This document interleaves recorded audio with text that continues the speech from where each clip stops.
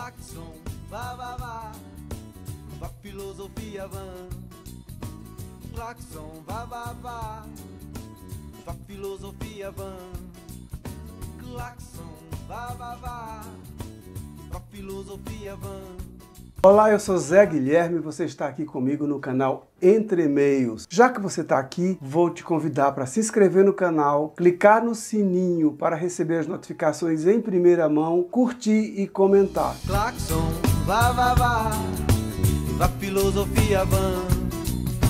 Claxon, vá, vá, vá, vá filosofia. Hoje eu tenho a grande satisfação de receber aqui Juliana Amaral, cantora, compositora, escritora, atriz e design gráfico.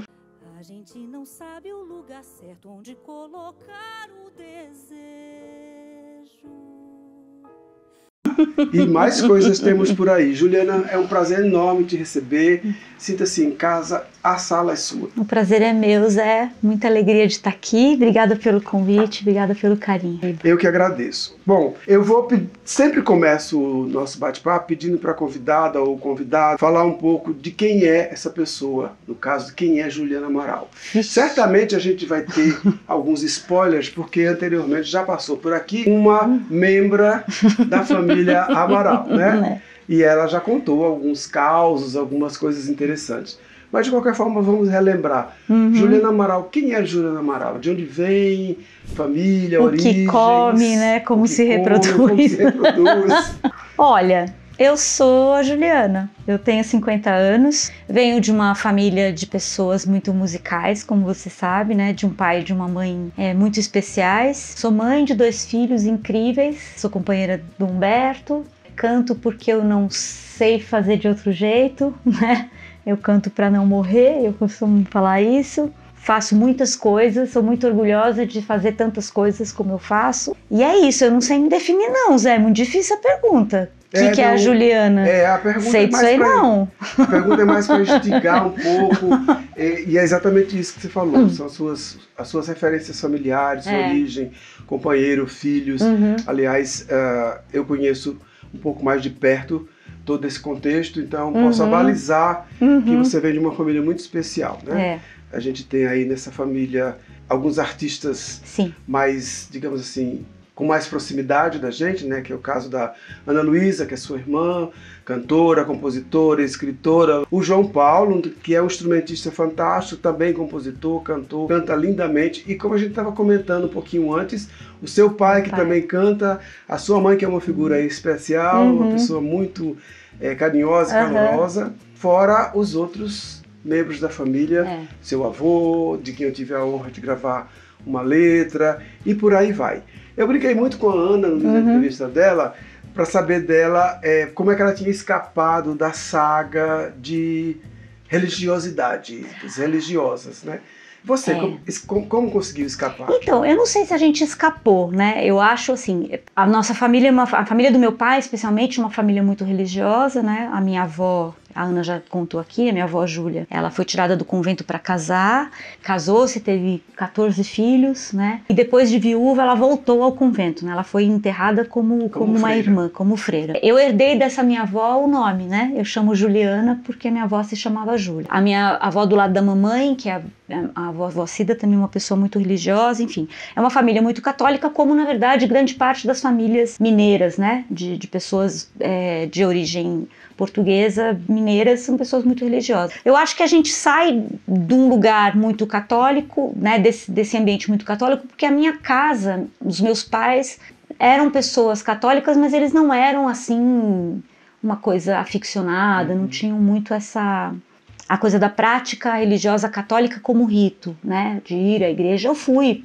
fiz primeira comunhão, né, uma coisa, mas assim, a religiosidade, na verdade, ela acho que vem mais de um entendimento, de uma visão de mundo, né? De um entendimento de um mundo que passa um pouco, atravessa um pouco a materialidade e esbarra em questões que a gente talvez não explique, ou talvez que a gente não veja, mas que a gente pressente, a gente sente, né? Eu hoje sou uma pessoa religiosa, sou da Umbanda, pratico, né, posso dizer que sou alguém que sou religiosa nesse sentido, e acho que tá tudo certo, assim, isso pra mim é muito natural. Na verdade, toda vez que me perguntam isso, assim, eu tenho fé dogmática, sabe? Uhum. Tipo, eu não tenho muitas questões com isso, sabe? Do tipo, ai, será que existe Deus? Será que existe vida após a morte? Isso pra mim não tem nenhuma importância, porque pra mim é tão obviamente que sim. Tão posto, né? Tá tão posto que pra mim a única questão é de que jeito que eu vou viver isso na minha vida, né? E eu me encontrei com a Umbanda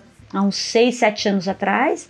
Eu já namorava um pouco isso, né? Porque, enfim, como eu canto música brasileira desde que me conheço por gente, né? E me mergulhei durante bastante tempo no universo do samba, as questões da nossa origem afro-brasileira, né? E ameríndia, tá sempre posta, foi sempre colocada para mim como também uma necessidade de aproximação.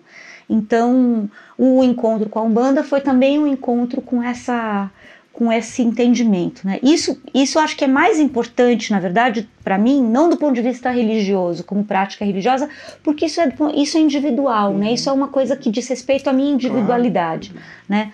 Mas acho que isso ultrapassa um pouco, né? Pensando em outras questões, e aí sim, como na minha atuação como profissional, artista, a minha atuação ética, poética, artística, política, que para mim é tudo a mesma coisa, né? Ultrapassa um pouco no entendimento de que a gente é fruto de um país colonizado, né? Colonizado por uma nação europeia e, portanto, colonizado por uma epistemologia eurocêntrica e cristã, né? E que formou de alguma maneira nossa maneira de ver o mundo, né? A gente, como brasileiro, é fruto de um projeto colonial.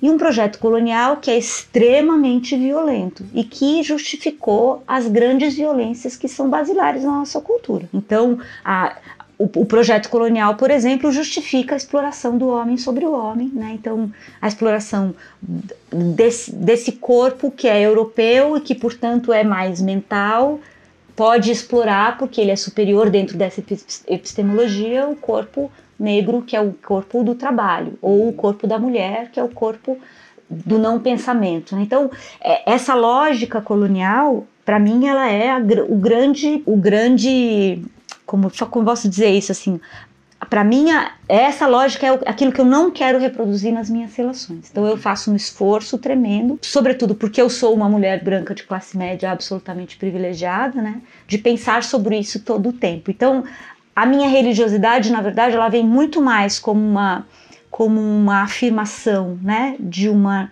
nova maneira ou de um desejo profundo e propositivo de construir uma nova maneira de ver o mundo, que fuja dessa lógica cristã, que é essa lógica eurocêntrica, né, cristã, essa epistemologia que é fundadora do colonialismo, que não me interessa. Não me interessa e não me interessa em nenhum lugar.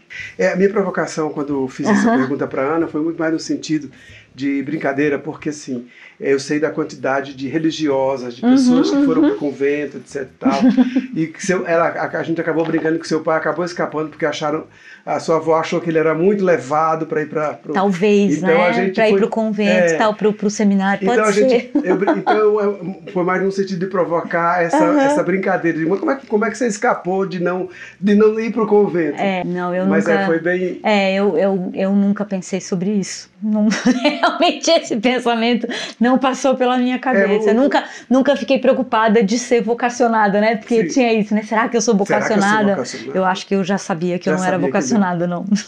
E aos 27 eu fiz uma viagem para os Estados Unidos com um grupo que era de uma das escolas onde eu já dava aula, que era o Espaço Musical, na época. Escola do Ricardo Brem. E nós fomos para Nova York para participar do Jazz Festival, que acontecia lá, o JVC Jazz Festival. E acontecia na Manhattan School, que é uma escola maravilhosa em Manhattan. E aí eu fiquei encantada com aquilo, né? Aquelas salas, aqueles pianos, enfim. aquela estrutura. E então, quando eu voltei, eu falei, bom, agora eu vou prestar vestibular. E aí fiz um tempo de cursinho, prestei vestibular, entrei na Unesp aqui em São Paulo, que o campus do Instituto de Artes da Unesp é aqui em São Paulo, entrei em composição e regência, e entrei na Unicamp em música popular, a Unicamp que é pioneira, né? Isso foi em 92, a Unicamp oferecia um curso de música popular, era um negócio absolutamente inédito, né? Inovador. Então eu optei e fui para a Unicamp. Aí fiz a minha graduação em música, depois continuei trabalhando, atuando, enfim, cantando, gravando aqui e ali. E em 2001 eu estava num ensaio de uma peça, de uma montagem dos Lusíadas, que foi dirigida pelo Yakov Hillel. E a Magda Pucci, do grupo Mauaca, me convidou para... Eles estavam... A Magda e o Mauaca estavam fazendo a trilha para esse espetáculo. Ela me convidou para compor algumas canções e para participar, depois gravar o disco e tal. Que gravamos, foi lançado. Num desses ensaios, alguém falou lá, olha, vai ter concurso para professor na Unicamp, professor de canto. E era numa carreira que existia, chamada MA, Magistério Artístico, que você não precisava ter titulação. Bastava ter experiência na área comprovada, né? Aí eu fui, prestei esse concurso, passei. Ingressei então como docente em 2002. 2004 que eu fui fazer mestrado, e o meu mestrado foi sobre as vozes da vanguarda paulista. Depois disso eu fiz doutorado com o Luiz Tati na USP, na FEFELESH, em 2009, acabei em 2012. E isso para falar um pouco, você vê que você pediu para eu falar de mim, como se uma coisa tivesse, não consigo, né? Não, mas a verdade... Senão, talvez não sobre muita coisa. Na verdade a proposta é mais para instigar justamente isso, porque não dá para dissociar a pessoa do artista. Então a proposta da pergunta é justamente provocar essa interligação que é indissociável. Indissociável. E aí, paralelamente a isso, que foi se desenvolvendo por um lado acadêmico, em 2000 eu lancei meu primeiro disco, que começou a ser gravado antes, mas teve uns entraves com editoras, né? Falávamos de editora agora há pouco. Teve um entrave que demorou um tempo para ser resolvido. Então o disco saiu mesmo pela W Discos, que é o Sobre a Paixão, no ano 2000. A voz doce dourada, doce água, cachoeira, cascata, corredeira. Depois, em 2004, eu lancei o Pulsar, que aí já lancei pelo meu selo, que é o Canto Discos. Dança de um sol que não se vê, mas a cidade pulsa em você. Depois, 2010 para 2011, agora não me lembro exatamente, lancei o Agora o Céu Vai Ficando Claro. Só vim para dar parabéns, sim, parabéns para nós, os passionais, parabéns para nós. 2015 foi o Multiplicar-se Única, canções de Tom Zé. No ar o som da voz canta por nós, cordas vocais, sem cais, cordas ou nós. Que foi um disco onde eu fui rever lá o meu início da atividade profissional e comecei a pesquisar o repertório do Tom Zé. A princípio não era para ser um disco só com as composições dele, mas quando eu comecei a olhar as músicas, eu falei, não vai dar, vai ter que ser. E chamei o Dante Ozzetti para fazer os arranjos. Os anteriores tinham sido dois com Mário Manga e um com Ítalo Peron, que foi Agora o Céu Vai Ficando Claro, com Ítalo Peron e o Norberto Vinhas. A parceria com o Manga já então... Já meu antiga, primeiro né? parceiro de discos foi o Manga. Aí agora, o ano passado, a gente fez o Enquanto o Tempo Para. Tua voz atravessa, vai daqui ao Japão, precipita as nuvens chove o céu. Que reúne, é um EP, na verdade, que reúne algumas das minhas composições com a Consuelo de Paula, que nasceram durante a pandemia, e algumas com a Déia Trancoso. E com a Déia acabo de lançar um novo trabalho, que é o Canções Guardadas nas Dobras do Tempo. Pois é, exatamente isso que eu ia comentar, porque eu ia dizer assim, 5 discos, mas agora não são mais 5, agora são 6 discos. Né? Vamos de trás para frente, né? Fala um pouco desse trabalho novo, depois a gente volta para os anteriores. Olha, esse trabalho, eu conheci a Déia em 2017, na Mostra de Música Leão do Norte, na 9ª Mostra de Música Leão do Norte, um evento que acontece pelo Sesc Pernambuco, que nesse ano foi em Caruaru. E quem estava na organização dessa mostra era a Sônia Guimarães, que reuniu várias cantoras, compositoras e instrumentistas para esse evento específico. Então foi uma reunião de mulheres, assim, foi um negócio muito bonito. Realmente uma grande oportunidade de participar de um projeto assim, né? Em que estavam lá Tetê Espíndola, Nausete, Selmar, Marlu e Miranda, Badia Sade, Déia Trancoso, eu, enfim, olha, eram várias, foi uma coisa muito bonita. Então eu conheci a Déia nessa ocasião. E a primeira canção nasceu logo depois que terminou a mostra, tal, a gente continuou se falando por grupo de WhatsApp, né? E a primeira canção nasceu ali de uns versos iniciais que a própria Sônia Guimarães escreveu, e a Déia continuou e eu coloquei a música. Bacana. Aí depois disso, entre 2018 e 2019, fomos fazendo outras canções, sempre por esse mecanismo, porque a Déia mora em Belo Horizonte. E aí a gente agora, no início do ano, nós ganhamos um edital da Prefeitura de Belo Horizonte e pudemos gravar o disco. Então, uma delícia, né? Poder e aí chama assim. Canções Guardadas nas Dobras do Tempo. O sol que brilha agora sobre mim é o dourado da sua cabeça. A luz incide sobre nós. Um título assim extremamente poético, né? É, muito poético. E esse título ele vem de alguma das canções ou foi um... Não, ele não vem das canções, mas... Bom, essas letras das canções, elas nascem aí das conversas que a Déia manteve durante um bom período com os Exus. Calunga da Calunga Grande. Melhor um dia você marcar uma conversa com ela para falar sobre isso. Com certeza.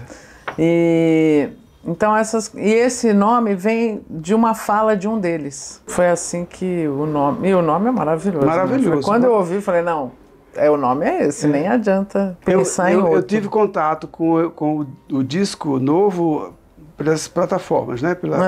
Recebi a notificação lá do Spotify dizendo o artista que você segue lançou disco novo. E aí eu sigo tanto você quanto a Déia. E aí na hora que eu bati o olho no nome, eu falei, gente, esse título é simplesmente instigante, porque gera curiosidade e é um título assim, poético, extremamente poético para um disco, né? Além das canções que você acabou de comentar, da forma como elas surgiram, quem mais está no disco com vocês em termos de instrumentista, arranjador? Então no disco eu toco violão praticamente em todas as canções, a Déia toca o 4 e toca um outro instrumento que ela trouxe da Turquia, que eu não me lembro o nome agora, um instrumento que tem 1 ou 2 cordas, enfim, que tem um som muito característico, né? Eu já vi alguma coisa, ela publicando alguma coisa tocando esse instrumento. Exato. A Luísa Brina participa com a gente, faz guitarra, faz violão de 7, faz baixo. Em cada faixa ela participa de uma maneira, né? Nós temos as vozes que vieram somar as nossas participações incríveis, da Nausete, da Consuelo de Paula, da Sônia Guimarães, do Pedro Moraes e da Letícia Bertelli. São uma galera... amigos queridos e grandes artistas que vieram compartilhar com a gente algumas faixas, né? E o disco acabou de nascer, né? Acabou Acho que de ser lançado. Foi lançado semana passada, uma semana atrás. Chegou aí, 1 ou 2 semanas atrás, no máximo. E logo mais vai ter o disco físico. Bacana. E aí a gente vai fazer show também. Legal. E aí, com esse contato com os moradores, com as moradoras, chegou nesse terceiro espetáculo, a gente conseguiu um edital, que é um edital para a periferia, e a gente poderia ter uma sede, né? Então a gente utilizava a casa da Gabi, mas a gente conseguiu adquirir um espaço. E aí o Parque São Rafael é dividido em 2 partes, tem a parte de cima e a parte de baixo. E essa parte de baixo é a parte que é mais desfavorecida e essa parte de cima é mais favorecida. E aí, enfim, a gente conseguiu achar um salão ali naquela parte mais favorecida, por mais que é uma periferia, às vezes tem essas divisões de classe dentro de um bairro. E a gente começou a fazer sarau. A gente já frequentava individualmente saraus. No boom que teve, assim, né? Já saraus tem saraus muito antigos, mas teve um momento que teve um boom na cidade e os periféricos. E a gente começou a fazer esse sarau ali. A gente primeiro começou com os nossos amigos. E aí teve um dia que a gente criou uma playlist, né, fazia o sarau, depois soltava uma música, e a gente soltou o funk. E aí foi o dia que mais lotou o nosso sarau. E a gente falou assim, nossa, que legal, né? É isso, a identificação que as pessoas tiveram. E aí o sarau chama Sarau da Antiga 28, porque lá as ruas são conhecidas como números, né? Então é Antiga 28. Então, por isso que a gente colocou esse sarau. Não estamos mais lá, porque agora a gente está na antiga 64, se eu não me engano, 64, 63. Mas a gente decidiu deixar o nome lá para ficar fixo, né? Esse local. Nesse sarau, o que acontecia? Eram manifestações, vocês apresentavam o espetáculo ou as pessoas também participavam? As pessoas participavam também. Então, vieram várias, né? Adolescentes, pessoas mais velhas da comunidade e tal, para participar do sarau. Então a pessoa lia poesia, ela cantava, ela tocava um instrumento. Então a gente convidava pessoas que também são artistas, que são os nossos amigos, para apresentar. Então teve exibição de documentário também, de filme. Então a gente sempre ia trazendo pessoas e as pessoas que estavam ali também participavam. E pra gente foi um ponto fundamental que a gente sentiu, que é a formação de público. Porque é isso, teatro é uma linguagem elitista que ela afasta às vezes as pessoas. E aí a gente sentiu que o sarau as pessoas ficavam mais próximas também. Então a gente entendeu o sarau da Antiga 28 como uma formação de público para a arte, para a poesia, para a literatura, mas também que a gente conseguiria talvez levar essa pessoa para assistir o teatro, porque na nossa cabeça a gente achou o problema do teatro é que as pessoas não vão porque não tem teatro no local, só que a gente entendeu que não era isso. Então o sarau foi assim um caminho que a gente encontrou de formação de público também. Tá, e essa atualmente... sim é a história. Então a gente sempre, ou a gente colocava saraus temáticos, vamos falar sobre as mulheres, vamos falar sobre a consciência negra, enfim, cada mês a gente pautava algum tema pra gente, os integrantes do grupo. Eu vou pegar poesias que falam sobre essa temática. E também autores, né, que vêm lá, a gente lançou livro também no sarau também. E atualmente ele continua funcionando? Continua acontecendo? Tem datas específicas? Como é que está rolando no momento? Sim. Atualmente ele acontece no último sábado de todos os meses. A gente começa lá a partir das 7 horas, já começa a fazer uma movimentação, né? Pra colocar... Porque assim, a gente fazia dentro da nossa sede, agora a gente fez na calçada, que a gente sentiu que as pessoas ainda têm uma barreira para entrar dentro da sede. Então a gente fez agora na calçada. Então a gente leva já o som para baixo, já coloca o microfone, já leva os livros lá para fora, já coloca as cadeiras para as pessoas irem já chegando, se habituando, pegando um livro, lendo um livro já. Pra chegar ali quando começar, né, a gente dá o pontapé inicial com a nossa canção, as pessoas irem lá para participar. Os moradores, os vizinhos, as vizinhas. E tem sido muito gratificante. Interessante, né? Porque essa coisa de trazer os equipamentos para fora, de alguma forma, acho que estimula as pessoas a perderem um pouco a timidez, né? De ir passando e já olhar, e ir ficando e acabar participando. Vocês perceberam isso também dessa forma? Sim,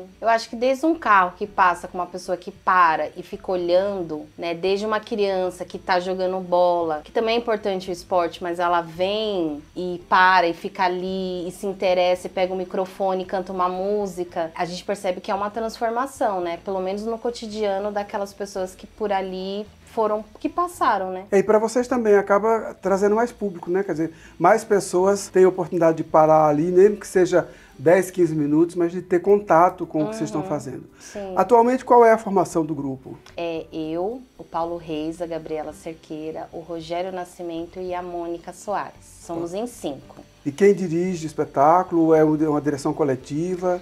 Nós trabalhamos com a direção colaborativa. Tá. Tem espetáculos que a gente convida pessoas para fazer, né, a direção, mas a maioria dos nossos espetáculos é colaborativo. Bacana. E atualmente ele continua acontecendo no último sábado do mês, na antiga 63 ou na antiga 28? O nome do sarau é Sarau da Antiga 28, mas agora ele está acontecendo na antiga 64, eu acho. 64 ou 63? São vizinhas as duas. Então, se as pessoas não se acharem na 64, elas se acham na 63. Isso, que é chamada agora Rua Redução de Guarambaré, número 39, e é onde tem um autor, né, que a gente fala de literatura, de poetas, e tem um autor que é vivo, que é um autor do bairro, que chama Germano, que ele também leva, a gente quis fazer uma homenagem para ele, então a nossa biblioteca tem o nome dele, do Germano Gonçalves, e ele mora nessa rua da nossa sede. Bastante interessante. O que eu acho bem interessante no projeto é que é um projeto feito por pessoas da periferia, voltado para a periferia. Que a gente sabe perfeitamente que são as regiões periféricas da cidade de São Paulo, são regiões pouco privilegiadas do ponto de vista de acesso a teatro, a cinema, a projetos culturais, artísticos, etc. Então é bastante interessante essa proposta de vocês, de pessoas periféricas oferecendo alternativas para pessoas periféricas, né? Bom, mas além disso que você está me contando, vocês também têm uma carta na manga, né? Uma coisa nova que está rolando aí, um espetáculo que vocês estão fazendo, parece que é uma novidade, né? E que ele tem muita ligação com o sarau. Por quê, né? Quando a gente estava fazendo o sarau, como eu comentei anteriormente, teve um dia que a gente soltou o funk e foi o dia que mais lotou o sarau. E aí, enfim, nas nossas conversas, a Gabi, ela é super sarrista, ela adora fazer piada, brincadeiras, é a pessoa mais engraçada que eu conheço no mundo, é a Gabi. E aí ela falou assim, olha o que a gente podia fazer? A gente organiza, né, tá ali rolando o funk, a gente para e faz uma peça de teatro. E aí as pessoas vão assistir, porque elas estão ali envolvidas. Aí ela falou assim, então a gente podia fazer teatro funk. Aí a gente alimentou essa ideia, é verdade, teatro funk, a gente nunca viu, tal, a gente já tinha visto teatro hip hop, teatro baile, mas teatro funk não. Aí a gente decidiu fazer um espetáculo infantil também, porque os nossos espetáculos, por mais que eles são livres, não é pensado exclusivamente, né, com exceção do anterior, do outro espetáculo infantil, ele não é pensado exclusivamente para as crianças. E as crianças vão muito assistir os espetáculos quando a gente está fazendo. E essas crianças, elas também trazem a mãe, o pai, os irmãos mais velhos, as irmãs, a madrinha, o tio, a tia, a avó. Então também é um processo com criança de formação de público. Então a gente decidiu fazer um espetáculo pensado para o universo infantil. Então aí eu conheci 2 livros de um autor periférico, que é o Ferrez, que é o Pote Mágico Amanhecer Esmeralda, dentro de um sarau. Não foi dentro do nosso sarau, mas eu fui num outro sarau do Suburbano Convicto. E li assim, tava ali no sarau, li esses 2 livros, me apaixonei, me encantei e apresentei para o grupo. Então a gente decidiu, a partir desses 2 livros, das nossas memórias de infância, construir esse espetáculo que a costura dele é a cultura do funk, que é a cultura do passinho, da rima, do beat, do BPM. Então a gente construiu esse espetáculo e ele é um espetáculo que ele está sendo apresentado aí sempre. E está sendo bem recebido pela criançada. Sim, está sendo bem recebido pela criançada, pelos adultos, pelos idosos também, porque também quebra esse preconceito, que também isso é um dos nossos intuitos. E arriscou de novo a dança, o vento criança, abram as janelas, quero brincar de rodo e rede, de pios e moinhos.